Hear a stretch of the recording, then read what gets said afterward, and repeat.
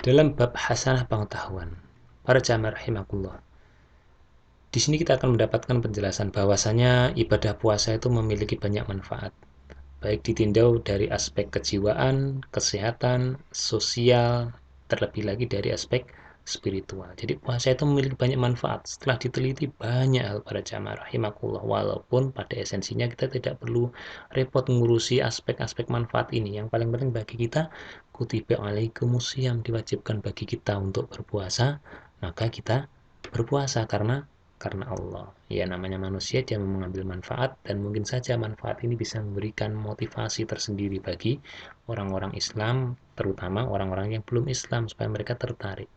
Di antaranya adalah manfaat yang bisa didapatkan dari ibadah puasa, yaitu yang pertama, secara kejiwaan.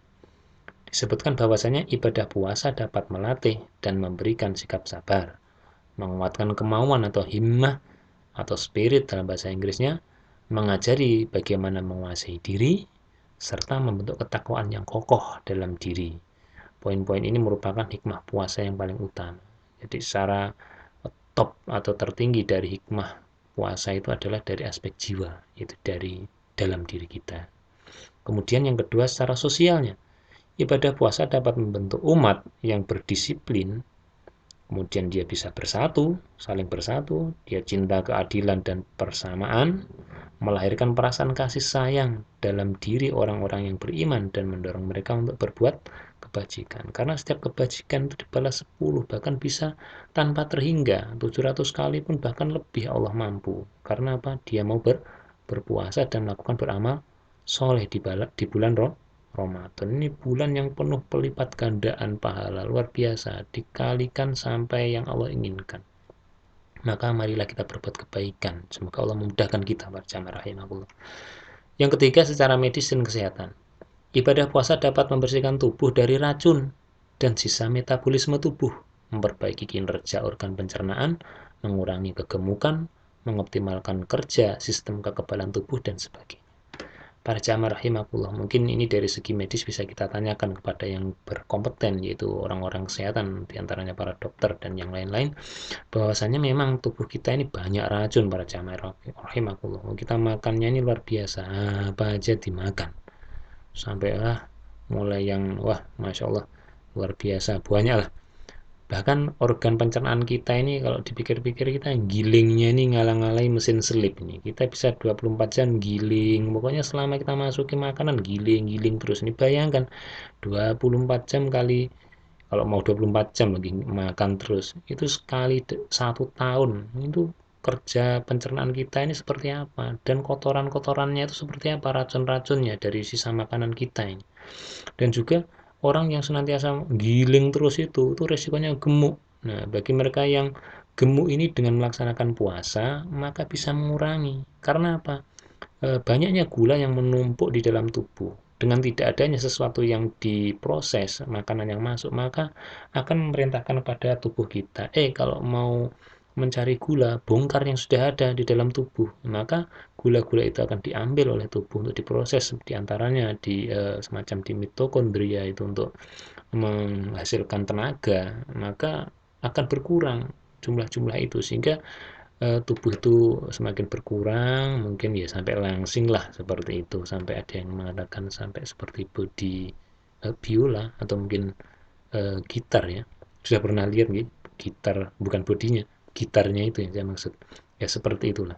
Itu bisa mereka dapatkan dengan berpuasa, dan juga bisa mengoptimalkan sistem kerja dari kekebalan tubuh kita. Jadi akan sangat kuat tubuh kita ini dengan melaksanakan berpuasa ini. Jadi sebenarnya puasa itu menjadi sehat terhadap orang-orang yang melaksanakannya. Maka dari itu para jamaah rahimakumullah, sekali lagi jangan sampai disalah tafsiri atau salah paham, gagal paham boleh, nanti belajar jadi paham. Kalau salah paham bahaya.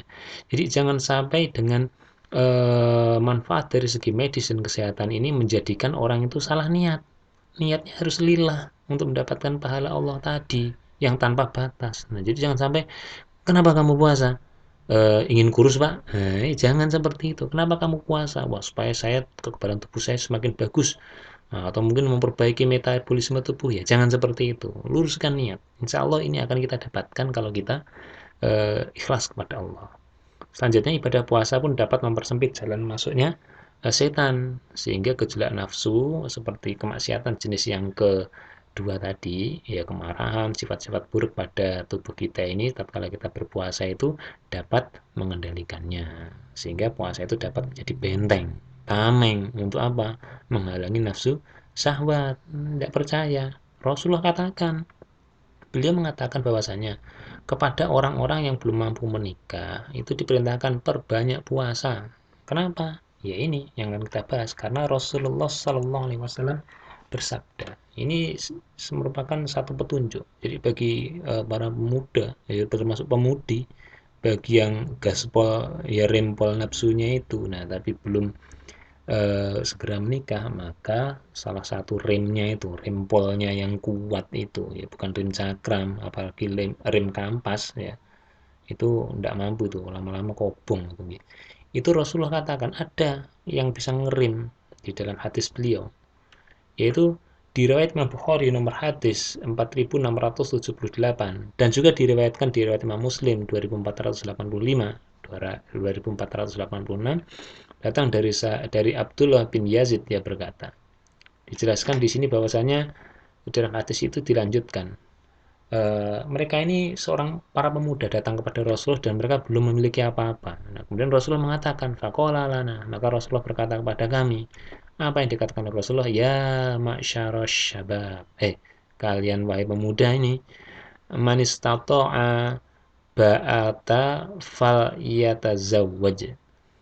Barang siapa di antara kalian mampu untuk apa? Nikah, ya kalian nikahlah. Kenapa? Karena nikah itu fa'innahu, dia itu aghaddu lil basori wa ahsanu lil fajr, kepada kemaluan. Jadi dengan menikah itu bisa menundukkan apa? Basor, pandangan, dan juga menahan apa? Farji. Jadi kemaluan ini, waduh, gaspol rimpol ini supaya tidak nabrak-nabrak harus disalurkan dengan menikah. Yang sudah pernah menikah sudah tahu ya rasanya ini ya, menahan apa, perbedaan menahan dengan nikah maupun belum nih. Nah, bagi yang belum, percayalah bisa ini, maka itu segera menikah.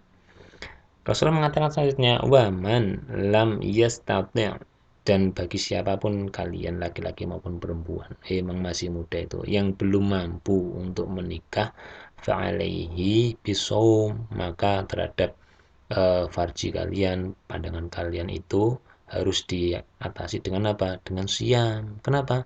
Fa'innahu lahu, sesungguhnya puasa ini bagi dia itu wijaun, itu bisa digunakan untuk mengerim, rem luar biasa ini, dan ini sudah dikatakan oleh Rasulullah. Maka dari itu, jamaah rahimakumullah, ini faedah yang bisa kita dapatkan diantara dengan tema puasa kita ini, yaitu Rasulullah katakan puasa itu selain ini merupakan perintah dari Allah di surat Al-Maidah 183 tadi, dan selanjutnya ini juga bisa digunakan untuk menahan apa, nafsu seseorang yang dia belum mampu menikah. Kalau sudah mampu ya menikah saja. Itu jamaah rahimakumullah dari hadis yang bisa kita dapatkan di dalam pembahasan ini. Maka kita akan lanjutkan ke pembahasan selanjutnya, panduan amal.